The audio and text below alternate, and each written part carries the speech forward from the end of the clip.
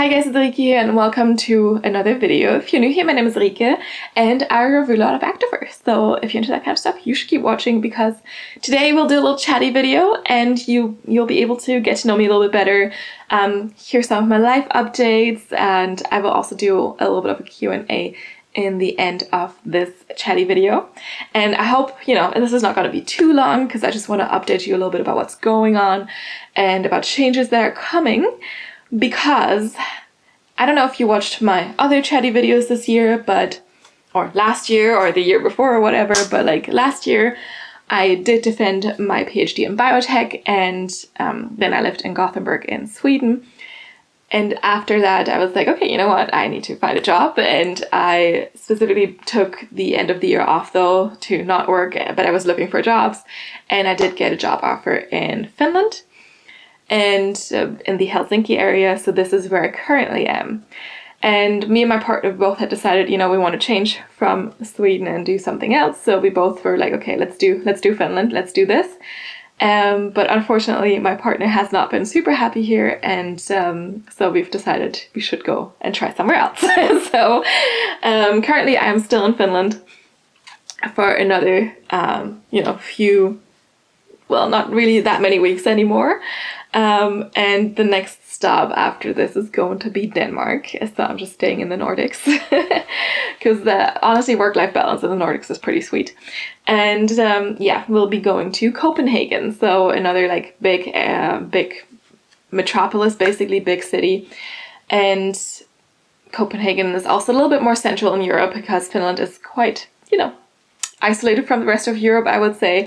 But it's been pretty fun here. And when I came in the beginning of the year, it was like minus 22 degrees Celsius at some points, and the snow was like ankle deep in the mornings, and the last bit of ankle deep snow happened in May, and I've never had winter this long or this much snow, because Sweden, the west coast of Sweden specifically, doesn't get that much snow and that much ice and that many cold temperatures, because it's also like, now I want to say because it's close to the coast, but like this area is also close to the coast. So the coast, like the water usually regulates things a little bit better than it does here. I don't know. But also people told me, okay, the winter here this year was extremely long and extremely harsh. And to be fair, it was quite interesting. But like, to penguin walk my way to work sometimes take double the time. And I really, really like that I'm currently like a 2-minute walk from the water, basically from the sea. So I'm definitely going to miss that a little bit. Yes, Denmark has a lot of coast as well, and it's very tiny. And I'm going to miss all the forests and stuff like that, because I don't know if you know much about Denmark, but it is A, way more densely populated, and B, it has like, the second or third lowest percentage of trees, forests, which makes sense because it's densely populated. But Sweden and Finland both have like, I think over 70% of their landmass covered in forests, which is pretty nice because it's a lot of forest to walk around in, a lot of nature to explore, and Denmark has substantially less. But what it does have that Finland, for example, does not have, and Gothenburg doesn't have yet either, is a big biotech community. So there's a lot of companies, a lot of smaller startups, a lot of big companies, a lot of pharma that are all situated in and around Copenhagen. So it's easier to change jobs. It's easier to, find jobs here, because in Finland it hasn't been very easy. Like, yes, I found something very fast. I also did have some connections, which of course always helps. But for my partner, for example, there wasn't that many options, and he didn't really have the greatest of times. There was a few things that he just didn't like. And if you don't like your job here, well, you're kind of stuck with it because there's not that many options. Of course, the economy here has also not been doing so great. They've decided to raise their VAT, for example, as well, and just make things even more expensive. And Finland is not a cheap country to live in. I will say the rents are pretty okay, and it's easier to get rent, of course, if you don't want to live in the center of Helsinki, which I personally don't really need to. I like to live close by. Currently, it takes me about 12 minutes by metro to get to the center, so that's all I need. But like, basically, the rents are pretty okay. It's easy to find an apartment, in contrast to Gothenburg, for example. If you're looking for apartments in any bigger city in Sweden, it is really, really, really tough. The apartment market is tough, and it's really hard to find something for long term unless you're willing to buy. So that was a pleasant surprise that here there's basically apartments available all the time because they're building a lot of new apartments, and you don't have a hard time finding something. But yeah, there was just some other, just issues basically. And I'm kind of sad that my time here ends so fast. I was also sad because I like my colleagues and everyone here has been super nice and supportive. But it's just, of course for me it's important that both me and my partner are happy. And now we'll be hopefully happy in Copenhagen. And we also do have friends in Copenhagen. So here, of course, didn't know that many people. And I mean, I personally am like an outgoing person, but So yeah, major change happening. You'll soon be seeing a different filming space, I assume. I did a lot of pre-filming like the past few days to really get everything going because, the moving company is going to come and pick up a lot of stuff again. And we currently have like piles of boxes that I basically never really unpacked when I came here. So it's nice in one way that I never really unpacked them, but I feel like I really want to unpack now. I want to settle somewhere for a little bit longer, and I want to be able to unpack all my boxes. But yeah, piles of boxes right now, and we have to like pack up more things because I'll be making my way with my car back all the way from here to Turku with the ferry to Stockholm, drive across the whole Sweden to Gothenburg, stay there for a few days with friends, and then go down to Denmark. So I have about 1,000 kilometers I'm gonna do. I know for you North Americans, that's like, yeah, I do that in a day. But for me personally, that's a lot of kilometers. And then this does not count the ferry ride between Turku and Stockholm. I could also take the Helsinki-Stockholm ferry, but my aunt is coming to visit and she wants to go to Turku anyway. So we're driving to Turku and then I leave her there to do her own thing for the last week, basically. Which she's perfectly happy with. Just, you think, I'm not I'm just... She usually travels alone as well. So we're going to spend, I think, about 10 days together. And then after that, she has another week to herself to explore a little bit more of Finland. And not the major, the big area here around Helsinki, but also like Tampere, and I think, was she going to Vasa? I don't know. But she planned her thing as well, so all good. But yes, so I'll be taking my car, which still needs to be repaired a little. It started making some noise. I thought it was one thing, which it also was, but then there was also another thing, and I can bring it in before I leave to get it repaired. And the guy has been really, really nice and very straightforward, and he understands that this is an old car that I have. My car's turning 25 this year, and that, I don't necessarily want to spend tons of money on a lot of new parts, so that's pretty good. And he squeezed me in, so I can get everything done before I leave. And then the car's hopefully good to go, the 1,000 kilometers and the ferry. And yeah, it's gonna be fun. I'm actually looking forward to this whole trip because, I don't know, I wish there was someone with me this time, but I'll be doing all of this by myself. But, just gonna make a nice playlist, put on some good tunes and just go. Yeah. So it's going to be, a 2-hour drive from here to Turku, a little less. And then the ferry is going to be like 10.5 hours, I think, overnight. You can also do it during the day, but I'm definitely doing it overnight. So I'm just going to bring like a book and download some show. I hope Love is Blind Germany's out by that point. That could be perfect. I don't know if you guys know, but like I like some trashy TV, and Love is Blind is definitely trashy. And they're having a German season coming out, and it should be coming out like sometime, any day now, basically. So I'm excited for that because that's gonna be a train wreck. So yeah, if you're into Love is Blind and you also watch some of the international ones, the Swedish one was pretty wholesome most of the time. But yeah, I'm expecting the German one to be kind of a train wreck. So, but it's coming. So stay tuned for that, I guess. And yeah, then ferry. Then it's about a 5-hour drive from Stockholm to Gothenburg, and then I can relax a little. So that's good. But yeah, I don't have a ton of space in my car to take things with me, so I'll really be staying here with the absolute necessary stuff. And, like a few plates, a bit of cutlery, some mugs, some wine, and bed sheets, clothes, and the rest of the stuff will basically go. The bed that I have right now, and like I have a table and 2 chairs that were given to me by the people I'm renting from, so I don't need to worry about that at least. But yeah, everything else, like my comfy couch, I'll need to figure out how to stay comfy in the living room. And I also still have not just my aunt visiting, but another friend is coming. So there's going to be fun things happening. And I'm also still working because, you know, I told people I'd do stuff while they were on vacation. So staying true to my word and doing that. And I'm trying to enjoy the last few weeks I have here. Summer has really transformed the city into, like, you know, just, it's really, really good for summer. It's not too hot, although some days have been pretty warm for here, like 25, 26 degrees Celsius. I think we even had nearly 30 at some point. And very sunny. It hasn't rained that much. And it's been pretty enjoyable. And nature has also been nice. I've spent a lot of time around the coast. I mean, like I mentioned in the beginning, the coast is 2 minutes away, so that's pretty good. Although this is more of a bay here, but still.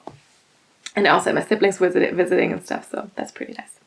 But yes, and then from Gothenburg, it's only a very short drive to Copenhagen, or the north of Copenhagen.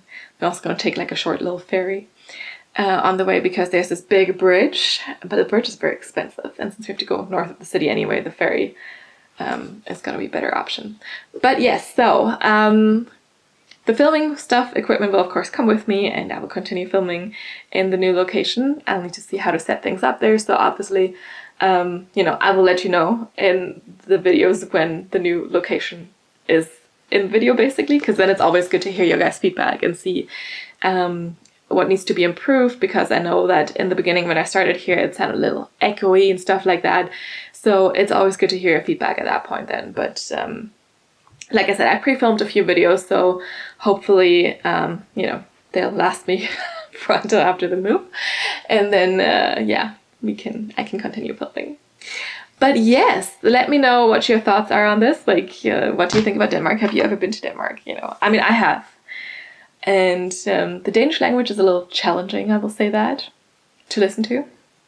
But I think that's also because I'm so used to hearing Swedish. So, I don't know if you knew, but the Danish kids are the ones who learn their mother tongue the latest of all the European languages. And it's simply because, like, I can read Danish perfectly fine, because it's very close to the, like, you know, the other Scandinavian languages.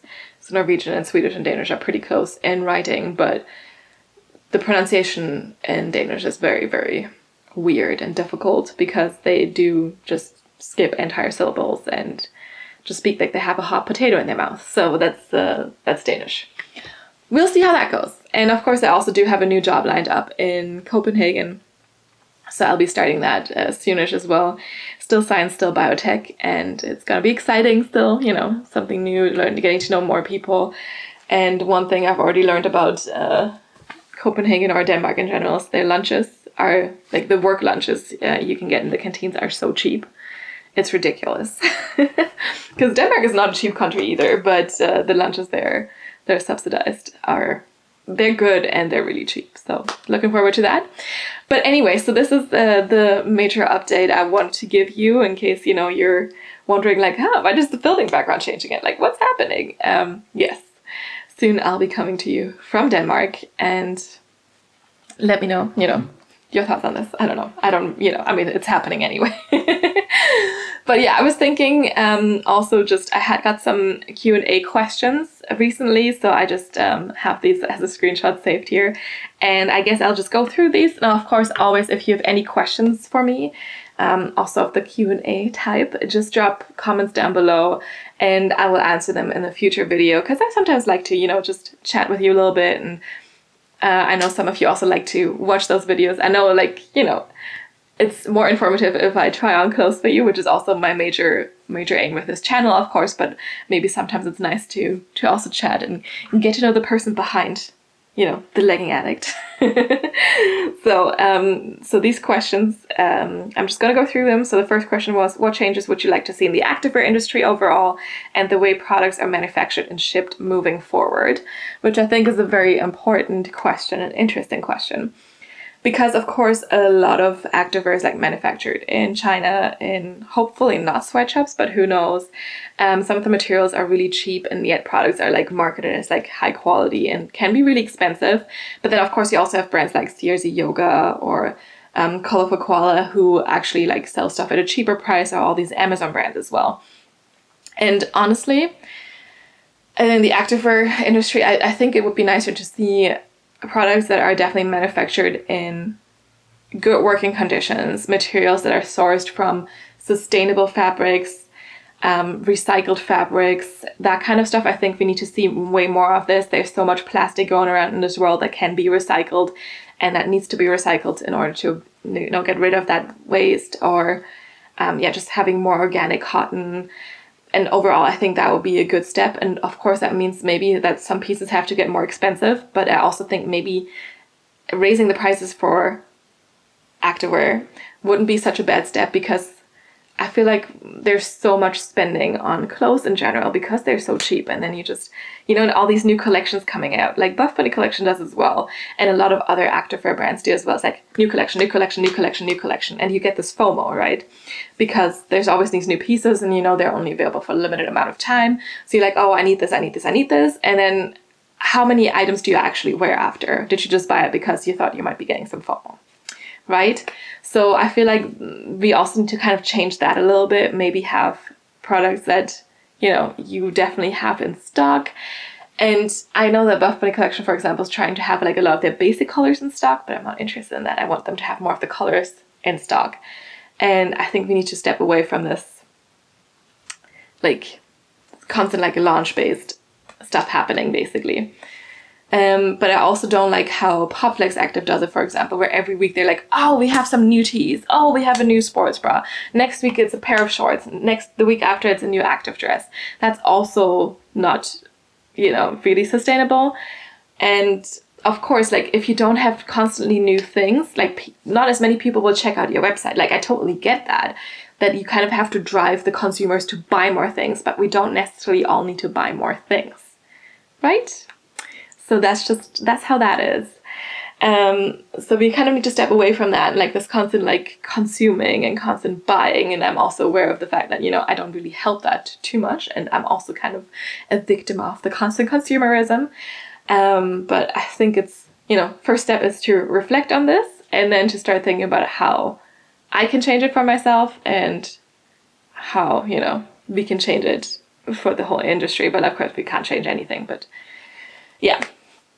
Let me know your thoughts on this. But I think for sure, like seeing more recycled fabrics and more organic fabrics and better manufacturing conditions is also an important step. And maybe that you can definitely see in some brands already. Like I've done some reviews of Silverman, for example, and they use a lot of recycled fabrics, and they have like sustainability like written on their everything basically. And the first time I tried recycled fabric, it felt really, really that was from, was it Onzi or something, like a yoga brand, and just felt really bad. But since then, I've definitely seen a lot more companies do recycled materials that actually felt really, really, really nice. So recycled materials can feel good. Most of the time, they do feel really good. And are basically comparable to normal fabrics. And next question, top 3 activewear brands. So of course, I have to say Buff Bunny collection because, you know, I like them, and I think over 50% of my stuff is definitely from Buff Bunny collection, and I reach for them a lot. Also, I do like Amen a lot. This is because A, they have like really good basic pieces, but also B, because they offer shipping worldwide, and like it doesn't have import fees for us European girlies because they are European and they ship from Europe. And that is a big plus. And they also do have like more timeless styles, I would say. And yeah, I don't know. I just like them a lot. And they also do have physical stores. So if you live in an area where you have a physical store, you can even skip the shipping, which is also maybe not the most sustainable thing in the world anyway, to have like things shipped to you constantly.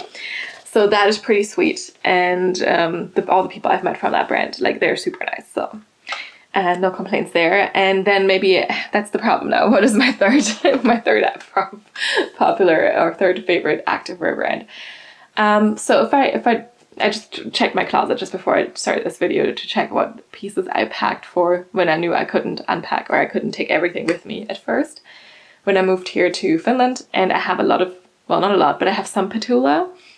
And I've also recently purchased more from Petula, and they're a pretty good brand. But what I will say is that if you ship to Europe, the shipping is quite pricey and you still have to pay all the import fees on top. So if you live in North America, or like, I guess just in the US, because even the Canadians have, I think, more expensive shipping. Like, or if I lived in the US, then maybe they would be my number 3. But, you know, I feel like maybe they have to share the space with some other brands, like Cleo Harper, for example. Very stylish. Not always my thing when they launch new collections. It's not always exactly what I want, but like sometimes they have some really gorgeous pieces. And their stuff is also express ship, but the shipping is free if you purchase, I think, 2 items or something. And then usually import fees are also included. So yes, their stuff isn't cheap, but there's no hidden costs, basically, which is what I really like. And of course, there's also some of the more affordable brands that might not be as sustainable, and I might not shop from them as often either, because not all of it is up to my style, but they're more affordable and a lot of times also do ship for free, or there's no import fees, like CRZ Yoga, for example. They have a good amount of stuff. And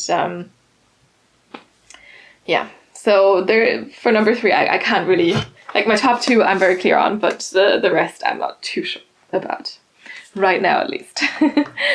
Yeah, I feel like it would be much easier if a lot of the American brands could just have like warehouses in Europe or something, and I wouldn't have to worry about the import fees, because that kind of like drives down some of the sales, obviously, for them as well, right? But maybe Europe isn't as big of a market, but it could be. Like, we're here. We're hundreds of millions of people, so yeah. Anyway, next one. Your confidence is contagious for people like me. When did you start getting more comfortable with your body and dressing to complement your curves rather than hide them? So this is also a good question. Because of course, I mean, I also do have bad body days, so that happens. But overall, I think as I've gotten a little bit older and wiser, I've realized that like your body isn't, like the shape of your body isn't everything. Like health is more important. Being happy is my number 1 important thing. And I can't be happy if I'm constantly worrying about my body, if I'm constantly worrying about what other people think, if I'm constantly worrying about how I look and what fits me and stuff. And, you know, when I was a teenager, I was always like, oh no, these clothes don't fit me, it's my fault. Obviously, it's not my fault. It's the stupid people that produce the clothes, like, you know. And I've also, of course, learned that a lot of people have other body types, and like where I maybe have problems with having things fit me at my bottom, or like if I wear tighter dresses, that just doesn't work because either I buy them so they fit my bottom and they're very loose up top, or they just don't fit my bottom. Like, you also learn what works for you. And not all the clothes work for me, and that is perfectly fine. I don't have to go with the trends anymore. I know, like, I feel like the older you get, you learn what kind of complements you, what works best for you, what fits you best. You kind of find your way. You're not as tied to the trends anymore.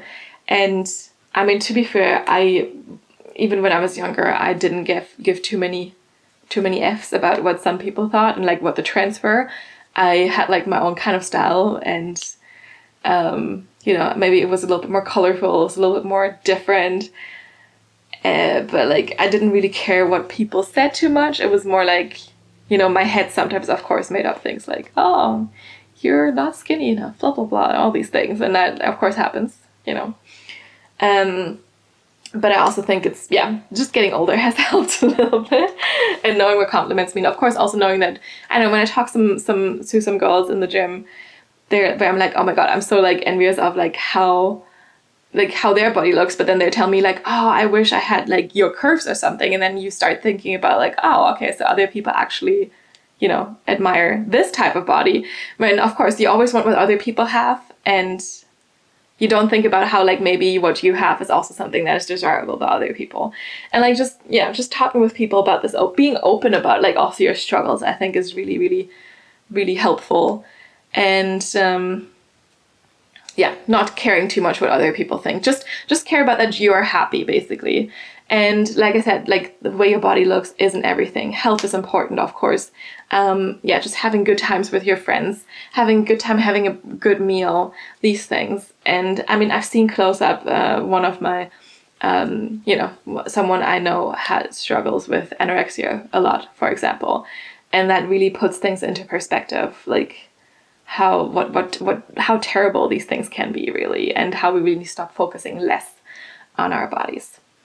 So I hope that at least answers the question somewhat. But But like, do know that I struggled with this as well, especially when I was younger, and it took a while to kind of, get out of this. And I still have some bad days, but most of the time, it's fine. I don't care too much about what other people think, and I like to focus on what makes me happy, and what makes me happy is certainly not necessarily how my body looks. Maybe that's like 2%, and I think about it not very often. So yeah, of course, like I like to work out, and then I maybe have some body goals, and like, with the workout, like I want to achieve certain, I want to be able to do certain exercises. I want to lift heavier. Like these are kind of like the successes I want to focus on with working out. So I really don't have like a weight loss goal for my workouts. I'm more of like, I want to be stronger. I want to be able to lift, I don't know, heavier. I want to be able to chest press this amount of weight. I want to be able to do a pull up. And I think if you start focusing on more like these types of goals, that can also help. And the next question, has your YouTube channel helped with confidence? If someone like me wanted to start posting fashion videos, what advice would you give for starting out? I will definitely say doing this YouTube thing has helped me with my confidence, especially because, I was like super hesitant of putting myself out there and just being like, yo, this is my body and this is how things look on me. But like the more you do it, the more like, I don't care about things. It's like, and it's my body, it's the clothes. And then also sometimes I realize how good actually some things look on me, because I don't really look at myself like that, like from an outsider's perspective. And like how certain colors work well and stuff like that. I don't know. It's definitely helped with the confidence boost. And of course also hearing from some girls how it helps them, and how it's good to see certain body types, because I feel like the YouTube, like a lot of people that post YouTube videos with try-ons, they have like a very specific body type, but like it's harder always been for me to find someone who has my body type. So I like to be that person out there for some people. And I hope I am that person for some people. And if someone wants to start out posting fashion videos, I'd say just start. Maybe have someone who pushes you. Like my boyfriend basically was like, you should do that. And then just start. I had a camera that I still have. And of course, like I learned along the way, buying more lights, getting more equipment, putting the right settings on the camera, the right like positioning everything correctly. Like just start. And like in the beginning, I got a lot of feedback also, like, oh, you need to maybe do this with the lights. Oh, the microphone is doing weird things. Maybe you should get a mic. Like these kind of things, and just take that feedback and improve basically step by step. It doesn't have to be perfect from the start. And also, of course, what helps me a lot is that my boyfriend basically monitors my comments, because obviously when you do try-ons on the internet, like the internet is like, there's a lot of men out there, right? Like basically in the morning, he checks my comments, he deletes some of the very inappropriate ones and I don't have to deal with it. That's also pretty sweet. And don't take some of the comments too seriously. Some people are just very bitter and luckily that doesn't happen to me very often, but I usually don't see the comments anyway, so the bad ones, so I don't bother. And that is pretty sweet. And yeah, there's a lot of creeps out there. So just be aware of that. Otherwise, yeah, just start, just get going and improve step by step. It doesn't have to be perfect from the start. And then it is exciting to see your channel grow and evolve. Can we look forward to new types of videos or perhaps a camera upgrade in the future? I've been thinking about that camera, so maybe it'll happen after the move, after I get settled. That would be perfect. Yeah, if you have any recommendations, always let me know. And of course, any new videos, do let me know what you guys want to see. I'm open to, making new videos the way you want to see them. And I'm trying to venture out a little bit in those Monday videos always. And yeah, I'm happy to produce some new stuff if there's something specific you want to see. All right, I hope that answered those Q&A questions. Whoever asked them, you let me know. You know who you are. And otherwise, if you have ever any questions, just let me know. And I'll be happy to answer them. Otherwise, thank you so much for watching. And, you can follow me on Instagram. You can DM me there. You can drop comments down here. And otherwise, yeah. Thank you so much for watching. Give this video a thumbs up, subscribe to my channel, and I will see you next time. Bye!